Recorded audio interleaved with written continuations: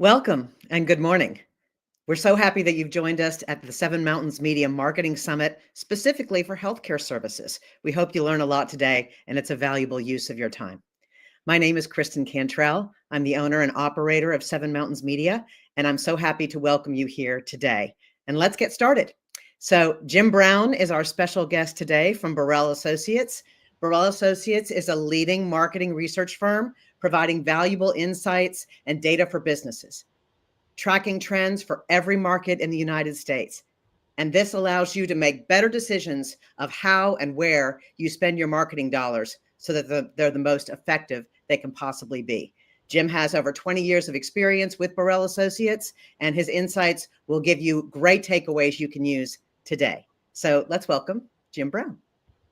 Thank you, Kristen, and thank you so much, all of you, for your time. I hope this is a fruitful opportunity for all of you to learn a little bit. And don't worry, when you hear research, I'm going to try to keep this from being a heavily laden statistical sort of analysis. This is going to have some research in it, but what our company really does is we follow the money. We track how much local businesses are spending on advertising and marketing. Our customers tend to be media companies, advertising agencies, marketing technology companies, and often businesses just like you, local businesses and advertisers. We conduct the largest local survey of local advertisers in the country. And it gives us a lot of insights and perspective. We work with all kinds of different businesses. So we'll look at trends from retail categories to the service category, professional services, and even healthcare. So speaking of healthcare, most healthcare organizations define themselves by what they do. Hospitals deliver care, practices provide services, physicians treat patients. And that's how the industry talks about itself. And that's how most organizations are structured. But from the patient's perspective, that's not actually the problem they're trying to solve. Patients are not walking up and thinking about specialties or departments or service lines. They're trying to answer a much more basic, much more human question. They're asking themselves things like, where do I go? Who do I trust? Can I get in? What happens next? Those are the questions that are running through the minds. Often these folks are under stress. They're often, have incomplete information, and oftentimes they're, working with somebody else who's helping them make decisions. So in other words, they're navigating, and that idea of navigation is becoming more important, not less. Patients are doing more of this on their own. They're searching, they're comparing, they're validating, and they're trying to piece together this path forward without necessarily having a guide. So when we think about what separates organizations today, it's not just the clinical quality or the breadth of services. Increasingly, it's the organizations that win. They're the ones that are making it easiest to navigate. And that's kind of the lens I want to keep in mind as we go through everything else today, because everything we talk about is going to tie back to that idea. And if we take that one step further, underneath everything we're talking about is something even more fundamental, which is the job the patient is actually trying to get done. Most patients are not thinking in terms of specialties or procedures. They're thinking something much simpler. They're thinking, I don't feel right, and I want to feel better. Now, the idea of better can mean different things depending on the situation. So, for some people, it's relief from pain or discomfort. For others, it's managing something ongoing or chronic. And for others, it's confidence. It might be how they look or how they feel or how they present themselves. And that's why this framework is going to apply not only to urgent or chronic care, but also to elective services like cosmetic procedures or dental implants, for example. The job is always about moving from a current state to a better state. But in order to get there, patients have to solve a series of smaller problems along the way. And that's what I want to talk to you about today. They need to feel heard. They need to understand what's going on. They need to trust that they're in the right place. And critically, they need to know what to do next. That last one, what to do next, that's kind of the thread that's going to run through everything I'm going to talk about today. So layered on top of all this are two realities that almost are always present, even if they're not spoken out loud. And the first is cost. Patients are thinking, how much is this going to cost me? Is this covered? Am I going to be surprised later? And the second is convenience. Can I get there easily? Where do I park? How long is this going to take? Is this going to be complicated? And look, I've seen this firsthand with my own parents who are in their 80s. They'll actually drive to an appointment a few days ahead of time just to make sure they know where they're going and where they're going to park and where they need to go once they get inside.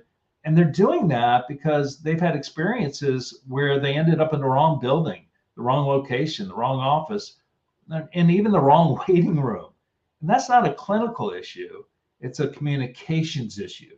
So I don't really separate marketing from communications. I think they're one and the same. And when we talk about marketing in this context, what we're really talking about is how well are we helping people get that job done? Not just clinically, but practically and emotionally as well. So if you think about it, I know healthcare is inherently pretty complex, right? There's multiple providers and multiple locations, different systems, insurance considerations. There are a lot of moving parts, and that complexity is real. And it's not something that can be eliminated entirely. But what can be controlled is how that complexity is experienced. Every interaction a patient has with you is either going to reduce the complexity or it's going to add to it. There's no neutral. At every step along the way, patients are asking themselves, is this clear? Is it easy? Do I know what to do next? When the answer to those questions is no, even in small ways, it's going to create friction. There's research from organizations like PwC and McKinsey, and particularly their healthcare consumer work from 2022 and 2023. It consistently shows that simplicity and ease of access and clarity are becoming major drivers of patient choice. Patients are not just evaluating who can provide the best care. They're evaluating how easy it is to engage with that care. So when something's unclear and people hesitate, they pause, they second guess themselves, and often they just move on. Not because you weren't the best option, but because you weren't the clearest option. And that distinction is incredibly important. So one of the most useful questions you can ask across your organization is very simply, are we reducing complexity or are we adding to it? Because the answer to that shows up in patient behavior. As marketers, we traditionally sort of think about that patient journey as a funnel, right? There's this awareness, a consideration or discovery, and then a decision. That's nice and clean. It's linear, makes sense from a marketing standpoint. But that's not, that's kind of how we design it. It's not really how patients experience it. Patients are building their own journey. And they're looking for convenience. They're not following a path that we can control. So in assessing factors that drive consumers to change providers or select a new provider, there's an Accenture survey from 2025, from last year. It was referenced by the AHA, and it highlighted the following. 89% of respondents said ease of navigation was the top factor that caused them to switch providers. And then 70% cited access, which includes convenience and digital interaction. And that includes telehealth and customer service. Those are top factors that are driving patients to select a new provider. So what patients are doing is they're moving across multiple touch points. They're searching, they're reading reviews, they're checking maps, they're visiting websites, they're asking friends and family members. And increasingly, they're even using AI tools to help them interpret what they're finding. And they're assembling that journey. They're not following one. And by the time they reach you, they're not just starting from zero. They've already arrived with some context. They've already formed some opinions, and they've already narrowed their choices. In many cases, they've already decided whether or not you're even going to get pursued.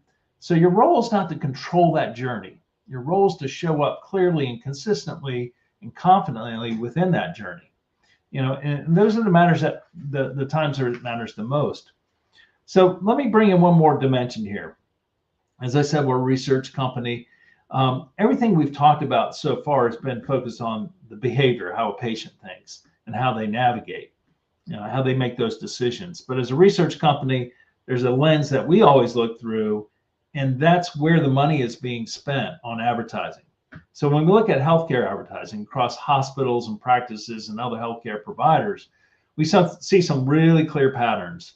There's a growing share of spending that's going into digital channels. So that includes search and display and social media and increasingly streaming video. And that makes intuitive sense because that's where the journey's starting. If patients are beginning their search online, it follows that more dollars are going to flow into those environments. In fact, for local healthcare providers, 56% of their advertising budget is spent on online advertising. 56%.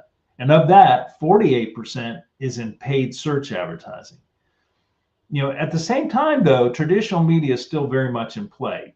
Television, radio, print, they continue to play a role, particularly when it comes to building awareness and reinforcing credibility. These channels are often less about immediate action and more about sort of staying present in the mind of the consumer. But then there's this third category, and it doesn't always get as much attention, but it's still very important, and that's promotions, things like event marketing and sponsorship and community involvement. They're not always designed to drive an immediate appointment or a direct response. Instead, they're about familiarity, visibility, sort of building trust over time. But here's the key point I want to make. Even in those environments, whether it's a sponsorship or an event or a brand awareness campaign, you still have the opportunity to reinforce something very simple, which is what should that patient do next? All right. Even awareness can be directional. Even a sponsorship can help reduce uncertainty if it's framed the right way.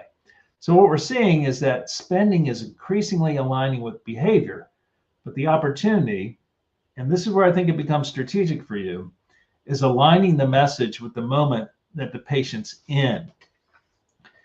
There's another important layer in all this, and I think it's one that we all probably recognize, which is that the patient is often not the only person involved in the decision.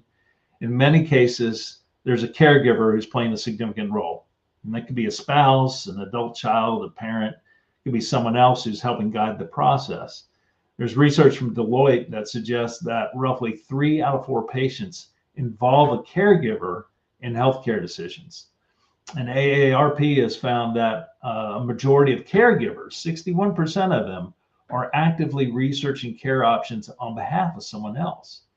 There's an Accenture study that's shown that 93% of caregivers say trust becomes even more critical in these situations. So what it means is that you may think you're communicating with one person, but you're often influencing another. And caregivers, they tend to behave a little bit differently. They're typically a little bit more analytical, more cautious, they're more focused on risk because they're making a decision for somebody else and the stakes feel really much higher. So now the job is not just, I want to feel better. It becomes, I need to make the right decision for someone I care about. And that changes how information is processed and how trust gets built, how decisions are made, and really reinforces the importance of clarity and reassurance and guidance in every step of the way. And so if we go back to that journey itself, one of the most important shifts is where that journey begins. It doesn't begin with your building, it begins with a screen. Before patients ever call you or walk through your doors, they're already trying to figure things out, trying to understand whether you can help them, whether they can afford it, whether you take their insurance, whether the process is going to be easy or not. It's not really news that consumers turn to the internet for healthcare related questions and answers. You know that. If anything, that's continuing to grow, and it's being shaped by AI even further. But patients aren't just evaluating care quality. They're evaluating how easy it is to engage with that care. Now, one important aspect of this, especially when we start talking about digital communication, is compliance, particularly HIPAA. Now, I want to be clear, I'm not a HIPAA expert, and I'm not going to try to be one here. But fortunately, Wendy Lynch with Seven Mountains Media is going to talk about how Seven Mountains approaches digital marketing in a way that stays compliant, particularly across things like social media and patient communication. So she's going to get to that in just a bit. But the key point for this discussion is that you have to balance clarity and simplicity with the realities of the system you're operating in. They both matter. You can't ignore compliance, but you can't let that become an excuse for creating some unnecessary friction. So as I start connecting all these ideas for you, there's a shift that happens in how we think about marketing. Traditionally, marketing's been viewed as something that happens before the patient arrives. We've built some awareness, we've done some messaging, we're bringing people into the system. But what we're really seeing now is that marketing is shaping what happens after they arrive as well. In other words, marketing is shaping operations. And when I say operations, I don't mean clinical procedures, of course. I mean how patients move through your system, how they access care, how they schedule appointments, how they navigate your facilities, how they understand what to do at each step along the way. Because think about everything we've talked about so far, patients are navigating. They're trying to solve a job. They're dealing with complexity. In many cases, they're relying on someone else to help them make that decision. And then they arrive, and the question becomes, well, what happens next? And we often see that friction doesn't stop at the marketing stage. It shows up inside the experience. It shows up as missed appointments or confused patients, overloaded staff, repeated questions. Those inefficiencies can ripple through your whole system. And there's been a lot of research around that, showing that the administrative complexities, they account for roughly 20 to 25% of healthcare spending in the United States. That's not a clinical care piece. That's the systems around it. And while not all of that is driven by communications, a pretty meaningful portion of it is. So let me go back to the example I mentioned earlier with my parents. When they drive to an appointment ahead of time just to figure out where they're going, where to park, where to enter the building, they're compensating for something that wasn't communicated clearly in the first place. And when people end up in the wrong building in the wrong office, that's not an operational failure in the traditional sense. It's a communications failure. Because somewhere along the way, we didn't make it clear enough for where to go or what to expect or what to do next. And that creates friction, not just for the patient, but for the entire system. So when you improve communication, you're not just improving marketing performance, you're improving operational performance. You're reducing friction, you're reducing cost, you're improving the experience for everyone involved. And often the highest impact changes aren't really all that complex. They're kind of simple, clearer directions, better pre-visit communication, more obvious next steps. Those are things that are going to help patients move forward, more quickly. And I think, this is where everything we've talked about really kind of comes together. Because if we step back and we simplify it, the role of marketing in this environment is not just to inform or to promote, it's to guide people. And the way I like to think about that is through a very simple question. What do I do next? Right? What do I do next? That's the question patients are asking every stage of the journey. What do I do next? So let me give you a really practical example. Let's say you have a physician or maybe a practice administrator who's being interviewed on a podcast, right? Great way to promote podcast. Maybe it's about dermatology or orthopedics or some other specialty. And they're talking about the conditions, the symptoms, maybe new treatments, the latest technology. All that's really valuable. It's informative and it builds credibility. But if I'm a patient listening to that podcast and I might recognize some of those symptoms in myself and I want to feel better, the question I'm asking is not just what is this? The question I'm asking is, well, what do I do next? So if I were coaching that physician before they went on that podcast, I wouldn't just ask them to explain the condition. I'd tell them to help the listener understand what they should do next. That might sound like, if you're experiencing these symptoms, here's when you should be concerned. Here's when you should come in. Here's what an initial visit looks like. Here's how easy it is to schedule. Here's what you can expect when you get here. That's marketing. Not because you're promoting, but because you're reducing that uncertainty and you're helping that patient move forward. Now let's take the same idea and apply it to a video. Let's say you've got a 30 or 60 second video ad, or maybe it's a pre-roll ad. Most healthcare videos tend to lean heavily into the clinical. The credentials, the facility, the equipment, maybe the expertise. Those things matter. Again, they establish credibility.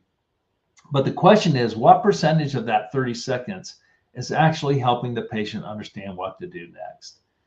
As a general guideline, you might want to think about it this way. Maybe 30 or 40% of that time is focused on credibility and who you are and what you do, why you're qualified.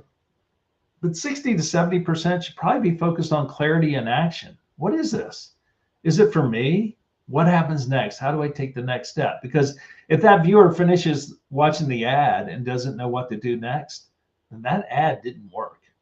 Now consider print or even digital display ads. The first job of that ad is to get noticed, right? Does it visually stop me? Does it capture my attention? And then the second job is identification. Do I see myself in this? Do I relate to the person or the situation being shown?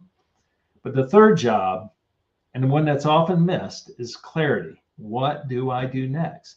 So if you have this sequence, attention, identification, action, and a lot of healthcare marketing does a good job with those first two, but they fall short on that third. So here's a great thing to think about. If you look at a pharmaceutical advertising, they do this very well, right? They focus on the outcome. They show you what better looks like, feeling better, looking better, living better. They're painting this picture of the future state that the patient wants to achieve. And there's a reason they do that. It's because it works. Now, their call to action's different. It's often ask your doctor or ask your pharmacist, but the principle's the same. They're connecting you where you are today with where you want to be. But if you're a provider, your roles go one step further, not just to show what better looks like, but to make it clear how to get there. What should the patient do next? That role of marketing, it's not just communication, it's guidance. It shows up everywhere in your website, your phone calls, your signage, in your content, any of your advertising. Every touch point, again, it's either going to guide your patient forward or it's going to create some confusion. So let me make this real for a moment, because everything I've talked about so far can feel a little bit conceptual until you actually see it. So on the screen here, I'm going to show you two examples of what a patient might encounter when they first engage with a healthcare provider online. Look, these aren't meant to represent any specific organization. They're representative of patterns that we see across the industry. So if you're looking at the example on the left, this is what I would describe as a friction-heavy experience. At first glance, it looks polished. The imagery is nice and clear. It's clean design. It's modern. It feels professional. But when you look at it through the lens of a patient trying to solve a problem, you start to see gaps. There are no clear steps. There are multiple navigation options. Nothing that immediately tells me what I should do as a patient. The location's not obvious. I don't have a clear sense of where this place is in relation to anything I recognize. Even small details like type font that might be hard to read, particularly if it overlaps an image. And just a little bit of friction, that can be a problem. None of these things by themselves are major problems, but collectively, they create some hesitation. They force that patient to stop and think. And when patient has to stop and think, especially when they're already uncertain, that's going to create doubt. Now, I want you to compare that to the example on the right. This is what I would call a navigation-friendly experience. It's not necessarily more sophisticated. In fact, it might be simpler, but it's clearer. There is a clear next step. We've got the schedule now really clear. The phone number is really clear. There's clear identification of what to do. The location, it's grounded in something familiar. So, for example, saying maybe it's described as being 2 blocks from a known landmark or near something recognizable. There's reassurance around things like parking or ease of access or having this covered portico. You know, if I'm a caregiver and I had to take somebody out and walk them in and it's snowy and slippery, that's a really important sort of thing to point out to people. You know, there's something subtle I'll point out too, because I think it's important. In you know, many healthcare experiences, we don't always see a human presence where it matters. We call, we get stuck in voicemails, scheduling systems, for example. So on the left, this waiting room image, you know, looks like bright, clean space, empty space, but there's no one at the front desk. There's no indication that someone there to help you. In contrast, even the suggestion of person, someone greeting you, helping you, guiding you, that can change how that experience feels to the person who lands on this page. Those aren't really design decisions, they're communication decisions. And those communication decisions directly impact the behavior of your patient or prospective patient. They determine whether someone moves forward or they pause, whether they feel confident or uncertain, and whether they take that next step or they go somewhere else. So when you step back, you simplify all this, it really comes down to that very simple idea. Complexity kills conversion. Clarity is what creates confidence. So when someone's unclear, people hesitate, they pause, they second guess, then they delay making a decision. And in healthcare, that hesitation can have some real consequences. It can lead to delays in care, missed appointments, increased anxiety. But when something's clear, people feel confident and they understand what's happening. They trust the process, they're more likely to move forward. And confidence is often that deciding factor. There's some research from McKinsey. They did some healthcare consumer research in 2022 and 23, and it really reinforces this idea, showing that the ease of access and clarity of next steps are among the strongest drivers of patient choice. Patients aren't just choosing based on who you are, they're choosing based on how easy it is to engage with you. So every interaction, every message, every advertisement, every touch point should be answering that fundamental question of what do I do next? At this point, I think it's really important to acknowledge none of this is simple. You're dealing with a lot of different systems, lots of stakeholders, operational constraints. There's the regulatory considerations, and you don't have unlimited resources, I know. And this isn't easy work. The research reflects that. Deloitte has found that roughly 94% of healthcare organizations report challenges executing their digital strategies effectively. That's a pretty high number. I think it tells us something pretty important. The challenge is in awareness. Most organizations understand they need to improve. The challenge is execution. It's connecting all these different pieces, the strategy, the communication, technology, operations, in a way that actually works. And I think that's why, this is something you don't necessarily have to solve entirely on your own. It often requires different types of expertise working together. People understand data, people understand the patient, people understand how to execute in a local market. I think that's where organizations like Seven Mountains Media can play a role. Local media companies have a lot to bring to you. There's local understanding, they have research, audience reach, marketing execution, and they can all come together in a way that aligns all your efforts. And it's not about outsourcing everything, and handing it off, but it's about having the right support in areas where it matters the most. And again, if I sort of step back and think about this, there are a few things that become really clear. Patients are navigating. They're dealing with cost, complexity, uncertainty. They're trying to figure out where to go, who to trust. And underneath all of that, the job is actually very simple. I don't feel right. I want to feel better.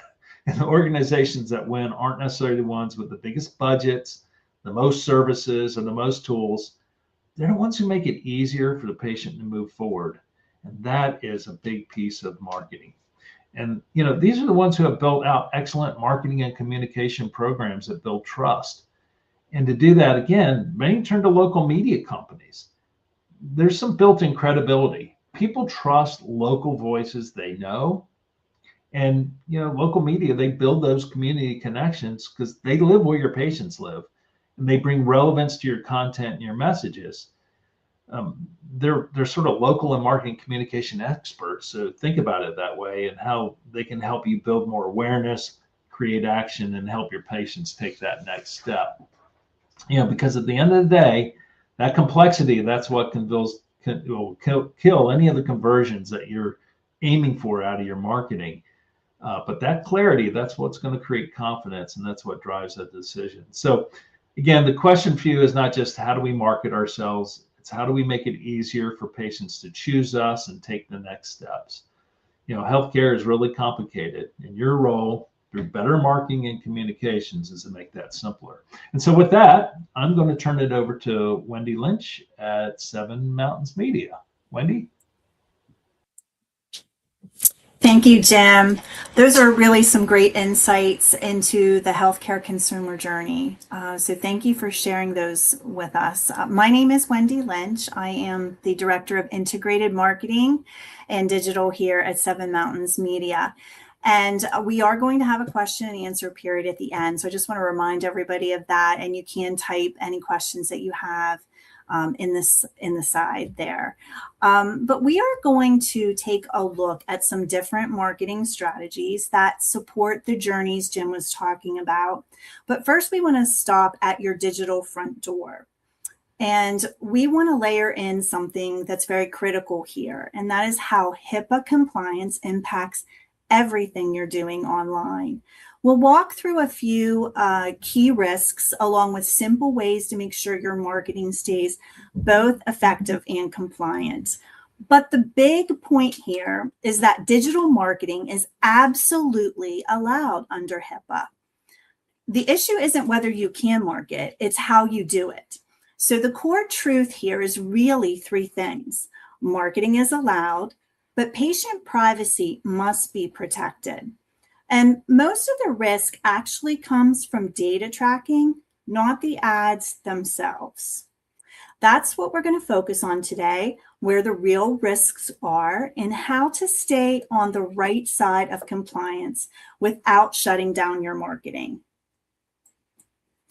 Now let's look at what's possibly the biggest compliance risk in healthcare marketing today, and that is website tracking. Most sites use tools like Google Analytics or Metapixels, and those are completely normal in most industries. But healthcare is different. These tools can capture things like IP addresses and the pages someone visits. So if a person lands on a page about a specific condition or treatment, that data can start to suggest something about their health.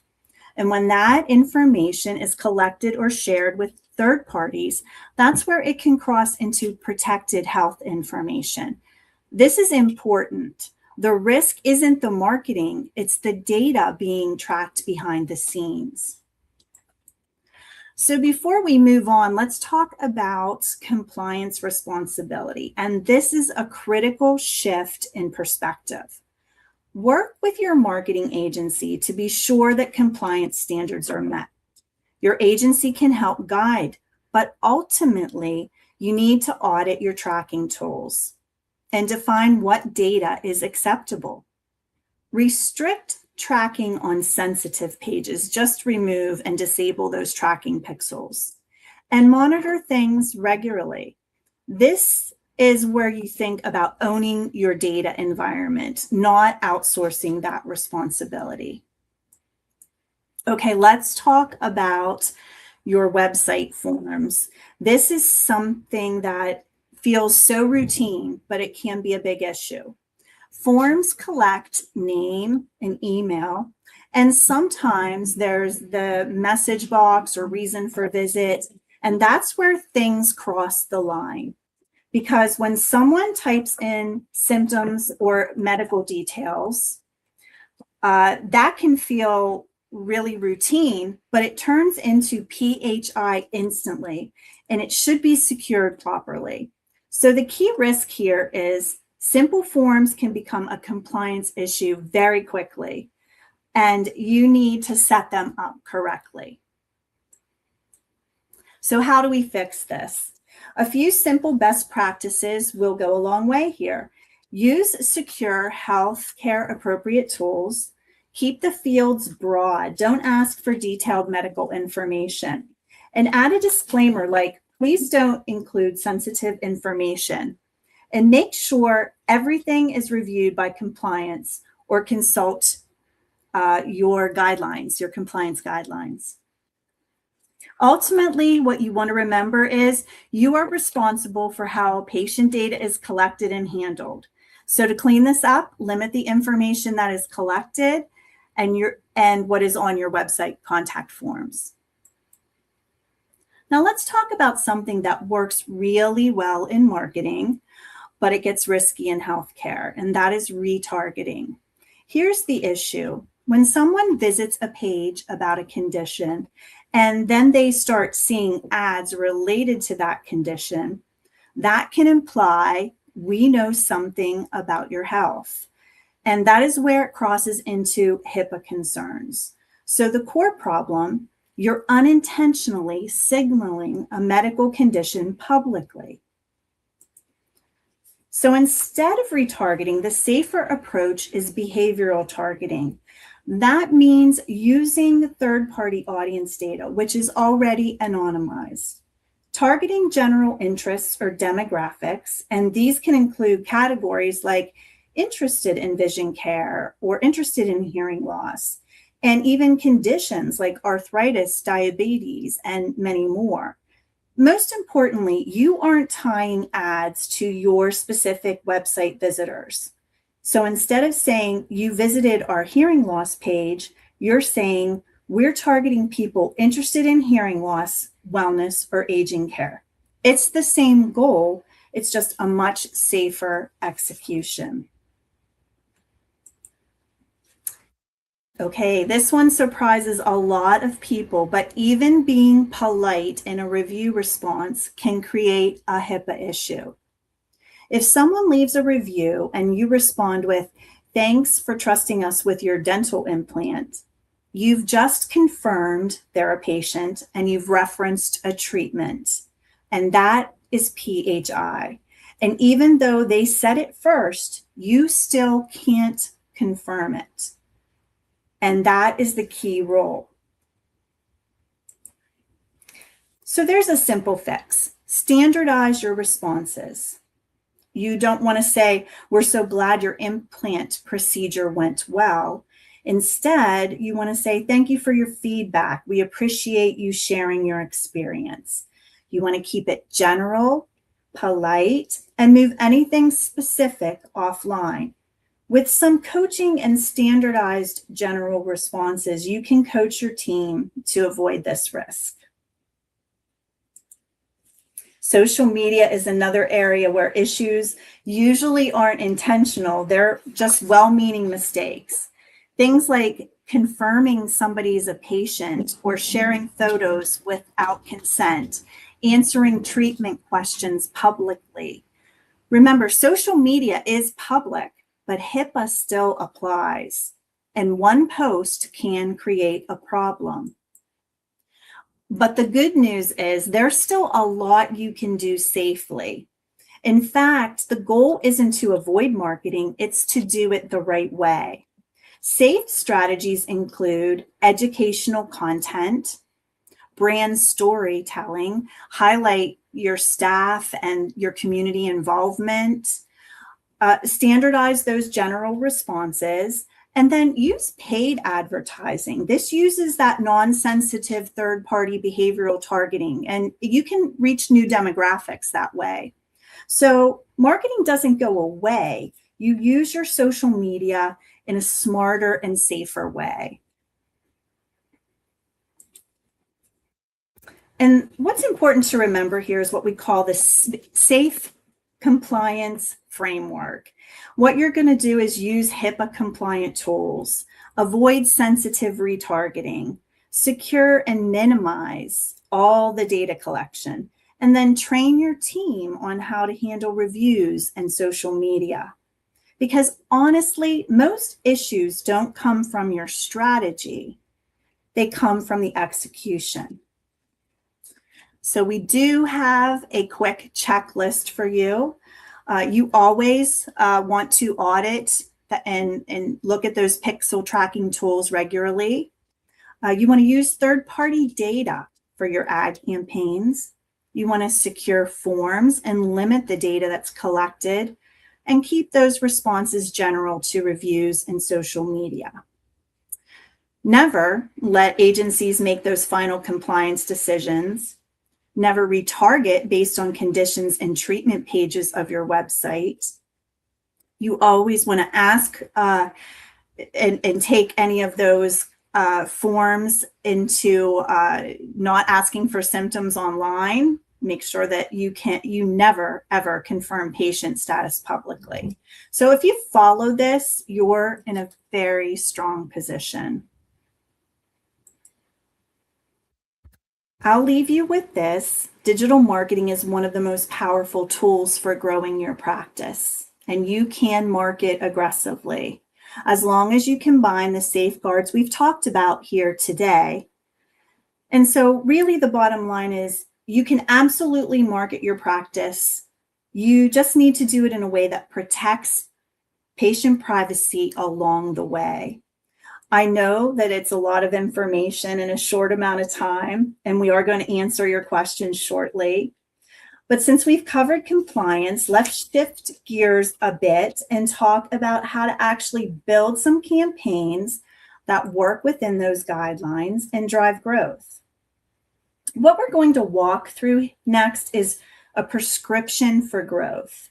We've put together some cross-platform campaign ideas that support the way patients are actually making decisions today, all the things that Jim talked about earlier. Because it's not just one interaction anymore, it's multiple touch points along the way. And the importance of meeting these consumers along the way as they're making decisions is so important because it takes about 6 to 10 touch points before someone takes action. And those touch points don't happen in one place. They happen across multiple platforms. They might hear you on the radio. They search for you on Google, see a video on your website or social media, get a piece of direct mail. And it's the combination of those that drives action. In fact, integrated campaigns can increase ROI by up to 35%. So the takeaway here isn't that it's just visibility, it's consistency across channels. So we aren't saying you just need to do more marketing. We're saying be present in the right places and make those channels work together, because that's what mirrors how patients are actually making decisions today. And that's what we're going to break down here into 3 simple campaign approaches. The first approach is what we call a local dominance strategy. This works especially well for providers like dentists, urgent care, and chiropractors. The key idea is simple, but it's really important. You get better results by owning a specific geographic area instead of spreading your budget thin across a wide region. Especially in rural or regional markets, frequency matters more than reach. You might want to be the provider that people hear and see and recognize again and again in that local area. And that's smart. So how does that actually work? It starts with the awareness and trust. That's where channels like radio and direct mail come in. Radio builds recognition. Direct mail might target that household very precisely and reinforce brand messages. Then, when someone is ready to act, that's where search and digital advertising come in, capturing that intent. So these channels aren't competing, they're reinforcing each other. And another key point is that these channels allow you to connect across generations. You will reach more of the older generation, the baby boomers, with direct mail, but those millennials are online, so that's where you're going to reach them. The second approach is procedure-based campaigns. This applies to higher value services, things like joint replacement, LASIK, med spas, dermatology. Here's the key difference. These are high value decisions. So patients spend more time researching, comparing, and evaluating.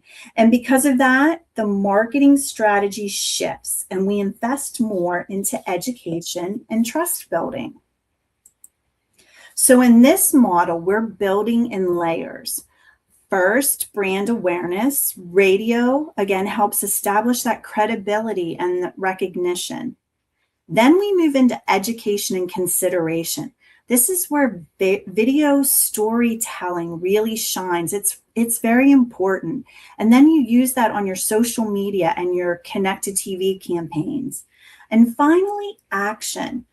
Search captures high intent terms like LASIK near me, and the key that is often missed is that when they click on an ad, or search results, we want to send them to a dedicated landing page, not just a generic home page. That last step is critical because it connects the marketing directly to conversion. The third approach is always on patient acquisition. This is ideal for primary care, home health, senior care. In these categories, success isn't about spikes, it's about consistency. You're not waiting for someone to need a specific procedure. You're building a steady, predictable flow of new patients over time. So this model is built around maintaining that flow. Again, radio keeps you top of mind. SEO, or search engine optimization, ensures you're consistently discoverable during those organic searches. And having an accurate and informative Google business listing is also very key. Search ads capture active demand, and channels like direct mail and website video help nurture and convert prospects. It all works together to create a steady patient pipeline, not just short-term bursts. So let's bring this all together. There's no one-size-fits-all strategy. It really comes down to your type of practice and your goals. Are you focused on dominating a local area? Or do you offer those high-value procedures? Do you just need a steady patient flow? And you'll notice that radio is mentioned in all of these campaigns, and that's because it is the most underrated but effective form of advertising, especially in the rural areas that most of your practices and businesses touch. So we just can't overlook recommending it in all of these strategies. But across these three types of campaigns, the common thread is this: integrated campaigns where channels support each other consistently outperform single channel efforts. And that's what drives real sustainable growth. So I'm going to send it back to Dave, who's going to take us through our question and answers. Sure. We currently do not have any questions, but if you have any, please, just to the right of your screen, there is a comment section. If you have any questions for Wendy, if you have any questions for Jim, please place them in there, and then we can ask them your questions and you can get a direct answer. So we're going to bring Kristen back on here, and she's just going to wrap us up. And if there's any questions, we'll get to them right here at the end. So thank you so much, Dave, Wendy, Jim. Very great information. I always learn something, and I certainly learned something today. At Seven Mountains Media, for a long time, we have always considered every client as a patient, but we provide coordinated care. You know, years ago and even recently, if you want to navigate this marketing landscape because you have a pain as a business that hurts, it's complicated. There's so many vendors and so many places to go. But we can provide that coordinated care. Why use multiple vendors or work with bots and algorithms when you could work with a person that's going to give you concierge service, critical care, diagnose your problem, and be there with you every step of the way. It's one stop. It makes it easy for you. So at Seven Mountains, we just want you to know that we provide all these integrated marketing capabilities. So yes, we own radio stations, and they are the hub and the core of our business. But we also provide a very robust digital platform that includes display, online audio, OTT, mobile conquesting, native ads, Amazon targeting ads, all kinds of things like that. We also provide direct mail services. That's a product that we've just started coordinating into our marketing campaigns for clients. And so when you look at our radio marketing capabilities, you can see here our coverage map and all of our station brands that are throughout our company. So we create obviously radio marketing schedules, but there's also things like testimonial and endorsement campaigns, on-air interviews, promotions that tie into your brand and what you're trying to do. It might be a health fair that we're putting on, or something that is targeting people that are in the demographic that you serve.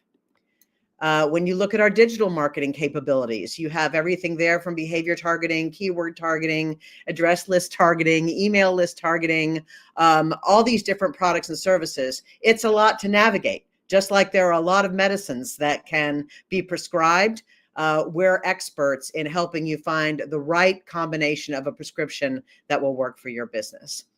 And our creative services. So we can handle your marketing from beginning to end, a 360-degree solution, which these days very often starts with your website and how you're helping patients navigate the journey to you, how you are being involved there. What does your messaging look like?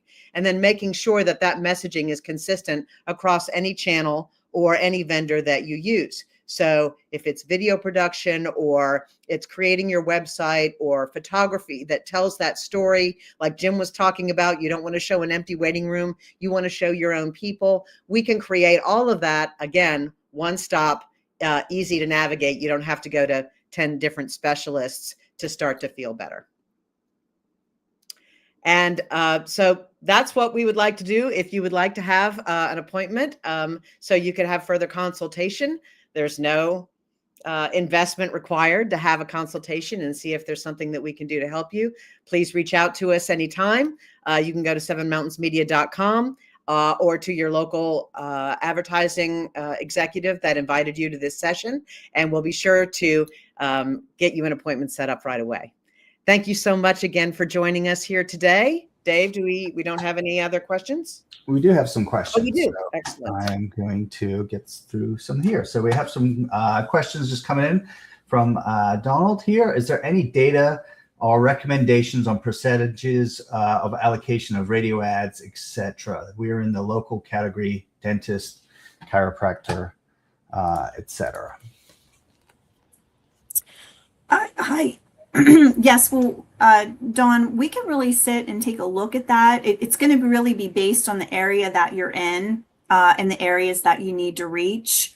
But we definitely can take a look at that allocation and how we can spread that out. But a $5,000 budget in most of our local areas is a healthy budget to get started with. And you should be able to we should be able to make that go pretty far for you, or help you decide some areas where you could spend that.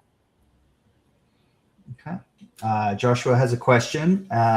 Obviously, advertising costs money, and you have to take into consideration ROI. So how can people determine their ROI on that advertising spend? Yeah, well, that's going to be determined on, tracking what you see a lift in, when you see a lift in calls, and when you see a lift in, people requesting information, engagement on your social channels. A lot of different things can show you that your advertising is working.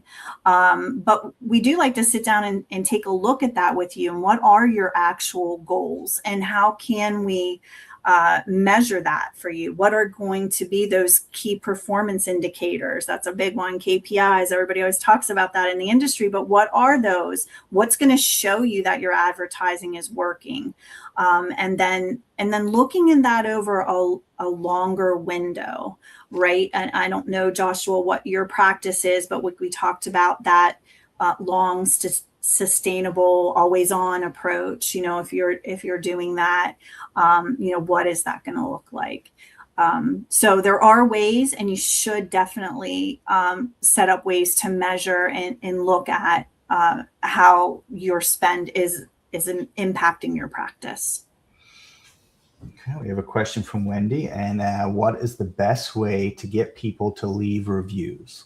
Can I jump in on that one? Sure. Mm-hmm. I have an opinion about this, and it's born from a lot of experience working with many types of businesses. And first thing I would say is, are you asking your own clients how their experience has been?